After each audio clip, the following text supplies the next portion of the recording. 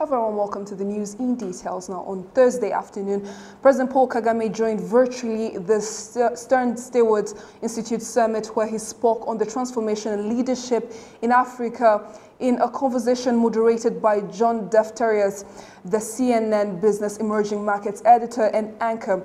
During the discussions, the Rwanda head of state pointed out some important points about true leadership. Take a look.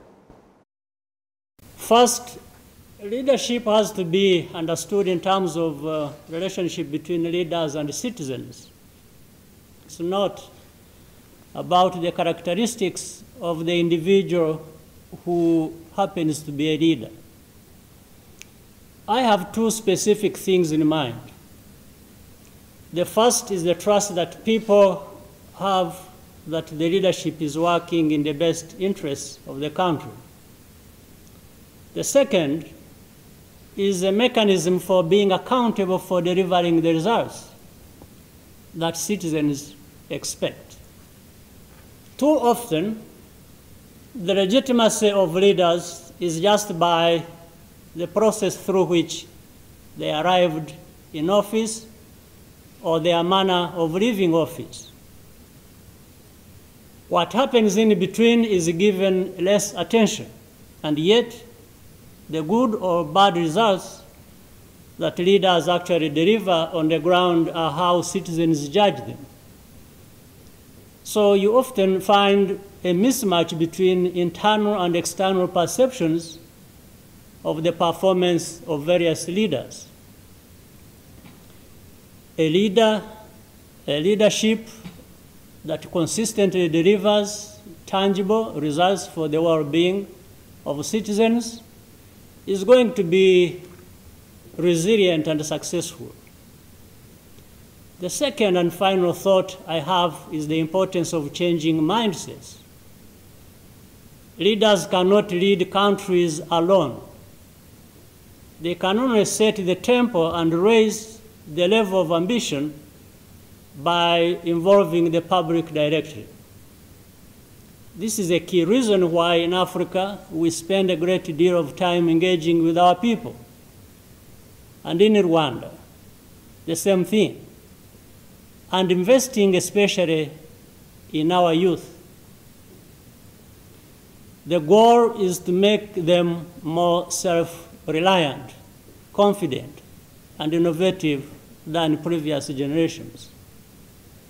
Otherwise, there is no way to secure the gains that our country has made in the past 27 years in Rwanda. All officials at the Rwanda Development Board have noted that giving visitors tours of the country just before the Kwita Izina baby gorilla naming ceremony begins has been yielding good results and helping to further promote the tourist attractions Rwanda has to offer.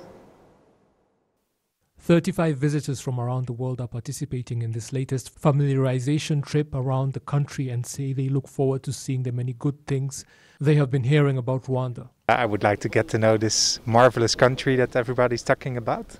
Well, I've been in the tourism industry for a while, also for tourism to Africa, and I've heard very good stories about its people, the hospitality, and of course the marvelous nature and wonderful efforts you do to protect the wildlife and the cultural heritage. What do you expect? I expect to be blown away by everything that we see on our road, and I expect to be very much inspired towards the future, especially these pandemic times.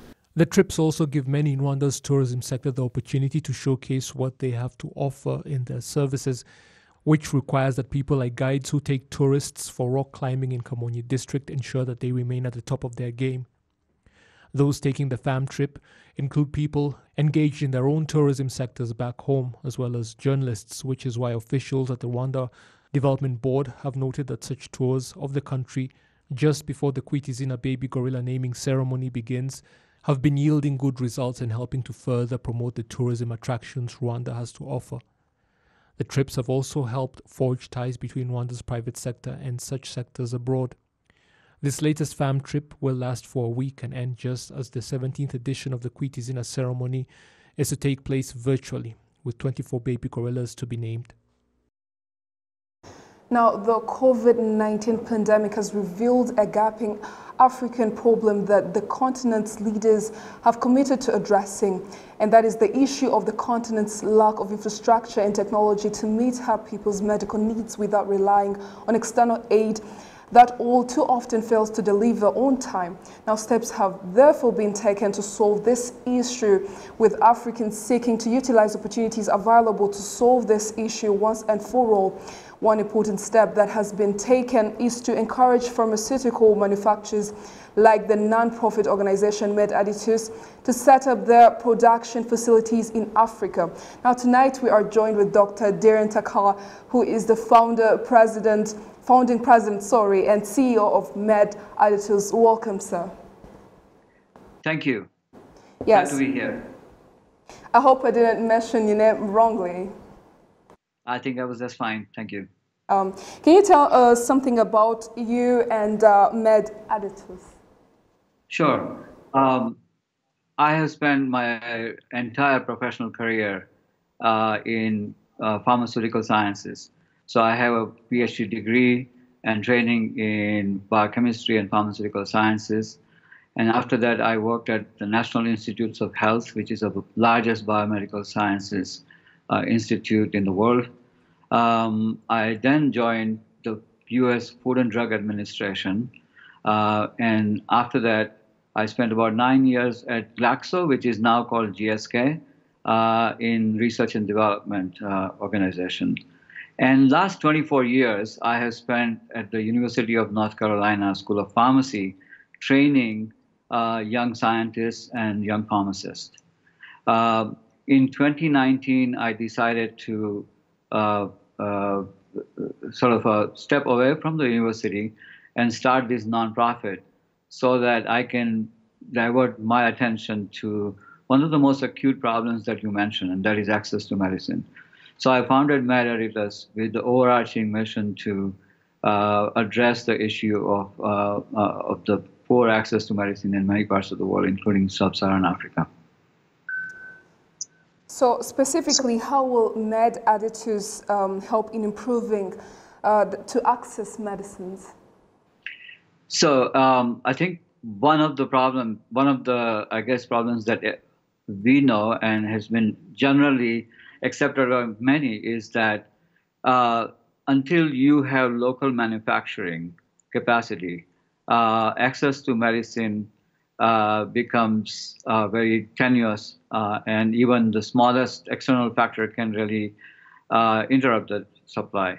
So the best and long-lasting solution is to develop local manufacturing capability, and MedAdditives wants to be a part of this solution and help develop local manufacturing capability.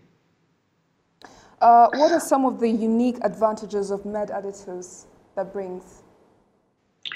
So we bring some very unique sort of features that I hope will help us make a significant change in the manufacturing sector in Africa. So we first of all, we bring incredibly experienced and talented team of people. Secondly, we bring state-of-the-art leading technology in pharmaceutical manufacturing, and I'm going to expand a bit on that. Traditionally, medicines have been manufactured by a so-called batch process for the last 40 years. Only in the last 10 years, there is a new technology called continuous modular manufacturing that completely changes in the way we produce medicines. And we want to bring this technology to Africa. This technology is very agile. It requires very little space. It can actually be set up almost anywhere.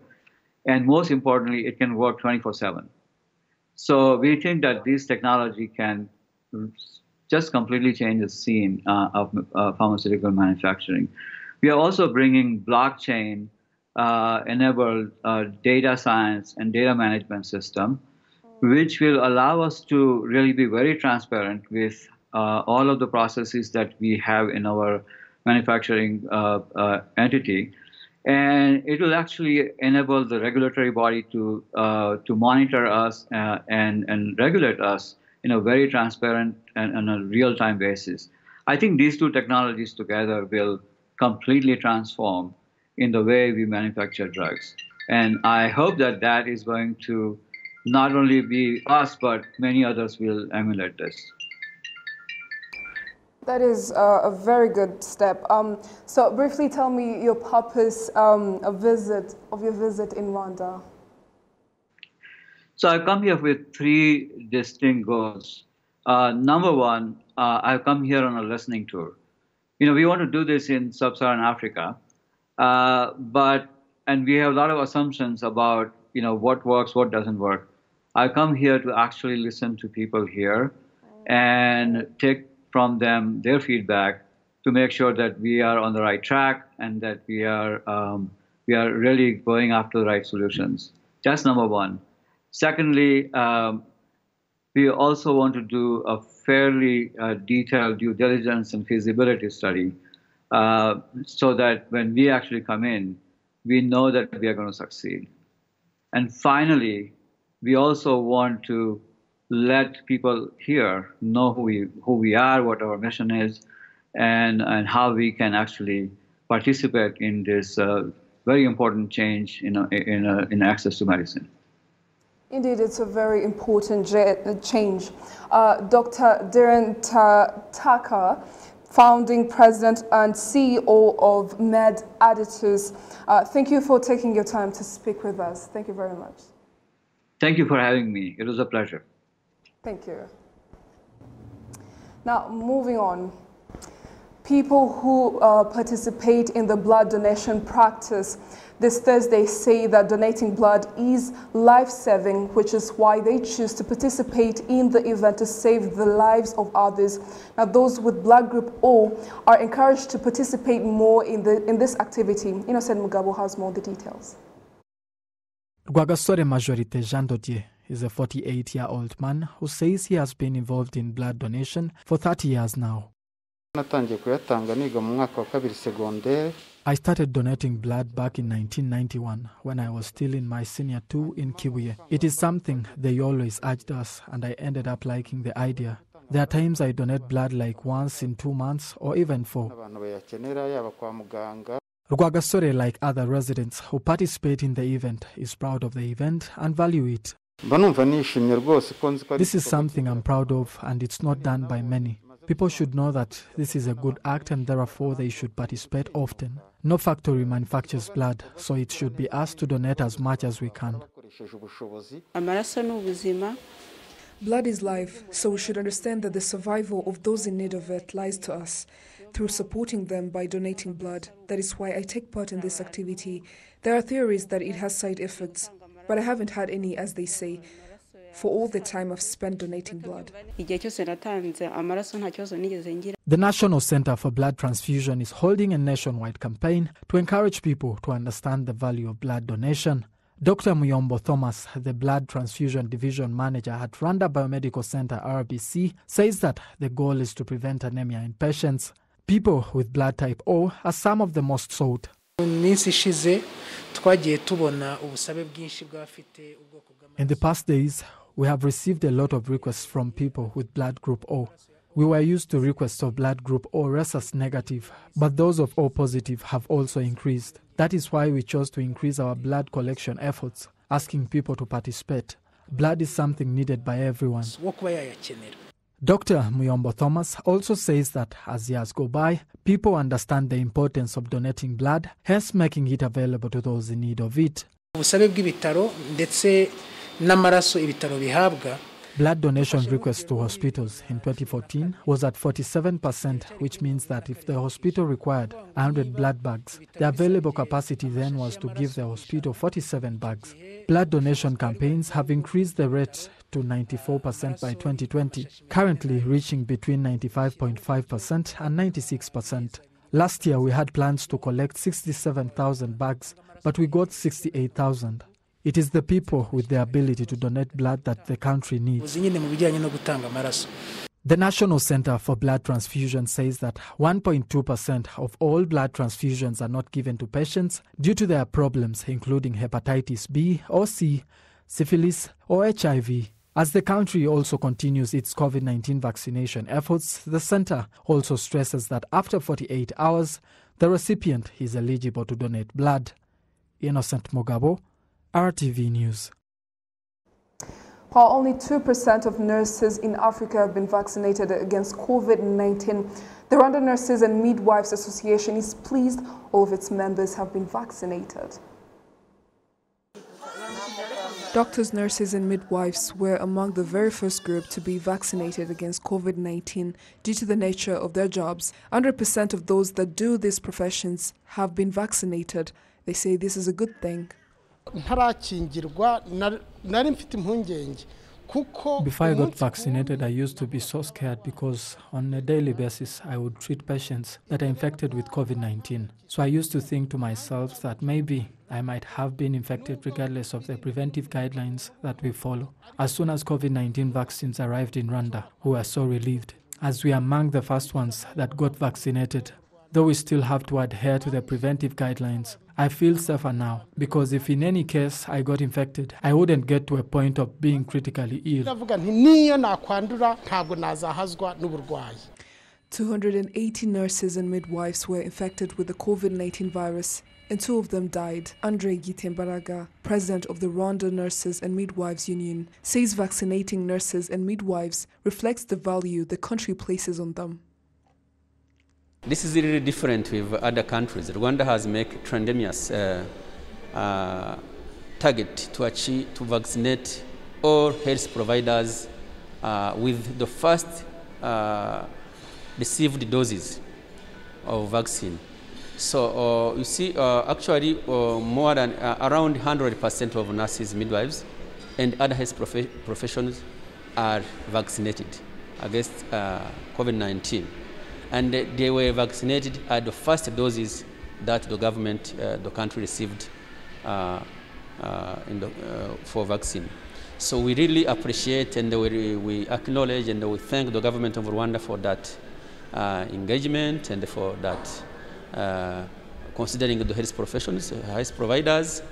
And but when you go to other countries, neighboring countries, and most of African countries, the rate of health providers vaccinated is around 15 to 30%, which is still low. So, but Rwanda has achieved a lot in that way. Rwanda is among the 3 countries that have been nominated to host the International Nursing Conference in 2025. The Chief Executive Officer of the International Council of Nurses, Howard Cotton, who is currently on a visit in Rwanda, applauds Rwanda for prioritizing nurses because they can easily infect or get infected due to the nature of their job. It is for this reason that Rwanda was nominated to host the conference. Rwanda has been shortlisted to host the Congress with some other countries as well. It's a very competitive process. We will see what the outcome of that is. But I say this, that I think that Rwanda should be congratulated for being on the short list. It's the impressive work that the nurses have done in Rwanda, the impressive work that the union has done as well, that they are being considered for what is the global international nursing conference. It is one of the largest conferences held worldwide and is expected to be held in Canada in 2023, while in 2019 it was held in Singapore. This year it will be held in Abu Dhabi and will bring together 6,000 people. Rwanda executives have noted that despite the global implications of the COVID-19 pandemic, the airline has continued with its expansion aspirations. Now, Rwanda is now going to fly to more destinations in the Democratic Republic of Congo, something Congolese nationals living here in Rwanda appreciate. It has now been 18 years since the establishment of Rwandair, and it now has 12 aircraft in its fleet and flies to 29 destinations worldwide, 2 in Europe, another 2 in Asia, and the rest on the African continent. And the airline is pushing to increase that number despite the consequences of the COVID-19 pandemic. Well, Rwandair, like all other airlines across the world, was impacted by the COVID pandemic. When the pandemic started in March, we had to shut down completely as Rwanda closed its airspace. So for 5 months, we were grounded. But during that time, we carried out repatriation flights. We did cargo-only flights, so that kept the company going. When we started in August, we gradually rebuilt our network. We've restarted almost all our networks and even opened up new routes, like Bangui in Central African Republic, and we're soon launching Lubumbashi and Goma as well. Qatar now has a 49% stake in the airline and 60% in the Bugesera International Airport. And the addition of the towns of Lubumbashi and Goma to its destinations are indications that Rwanda is far from done in its strategic expansion plans. Je suis très ravi et je ne manquerai pas de dire que I am very happy and should point out that there should now be no doubt as to the state of the bilateral relations between the two countries. Rwanda has been flying to Kinshasa, and now Lubumbashi and Goma have been added to its destinations. Isn't that proof enough of just how much the relations have improved? We are ecstatic because air transport generally facilitates the movement of people and goods, so development will accelerate for both sides, because both countries need each other. Et qu'on ne peut trouver qu'uniquement ici, si pas uniquement, peut-être à un bon prix ici chez nous. Et le Rwanda aussi a besoin aussi de produits. Since they were first undertaken back in 2019, flights between Kigali and Kinshasa have since increased from 2 to 6 per week, reflecting the demand on the route. The Congolese are happy about this because ever since we started flying to Kinshasa, they had been asking us when we will begin flying to those other towns as well. The reason being that those wishing to fly with Rwandair from Goma had to first drive to Kigali. Similarly, people coming from Lubumbashi going to Kigali and on to other cities in Africa, Europe and Asia had to first go to Kinshasa to get a Rwandair flight. The Rwandair Lubumbashi office is now operational and the Goma one will open next week. Economic analysts have been noting that the increased flights between Rwanda and the DRC are the result of diplomatic efforts at the highest levels of leadership. For people to work together, trade, and for students from both countries to go to schools across the border, there must first be political diplomacy. When the leaders of our countries make an effort to improve the bilateral relations between the two peoples, we see the results in things like this and business benefits.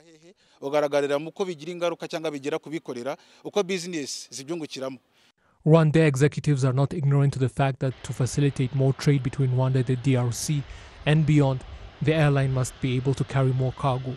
Goma and Lubumbashi, very similar to Kinshasa. Again, there's a lot of trade between Rwanda and the DRC. So those are additional points for us to tap into. Lubumbashi is going to be a very strong market for a lot of traders. And it's not only to serve Rwanda, but also the rest of the African continent to link, better link the different towns in the DRC with the rest of the African continent. We're looking at getting a cargo freighter, but in the meantime, we're using the belly capacity of our aircrafts to carry cargo to all our routes, including Kinshasa. Yeah. We hope so. We're working on it. Yes. Rwanda is looking to continue expanding its reach across the globe as the COVID-19 pandemic subsides and more countries open up their airspace. The Ministry of Youth and Culture, through the Rwanda Academy of Language and Culture, as well as researchers, believe that a national archive building and library services is a major step forward for Rwanda in the field of document storage or archives, which shall help to preserve the history of Rwanda. Some Rwandan researchers on the history of Rwanda, culture, politics, economics and social life, as well as some of the communities, including young people in schools, such as universities, believe that they were facing the challenge of accessing archives. But now that a building for storing archives has been established, it will simplify carrying out research. For example, if I want to access a document from the first or the second colony, there is no such place with all those documents in one place. So you find that we are asking around, searching for the information. So once we get a place for all the archives, it will be helpful to us.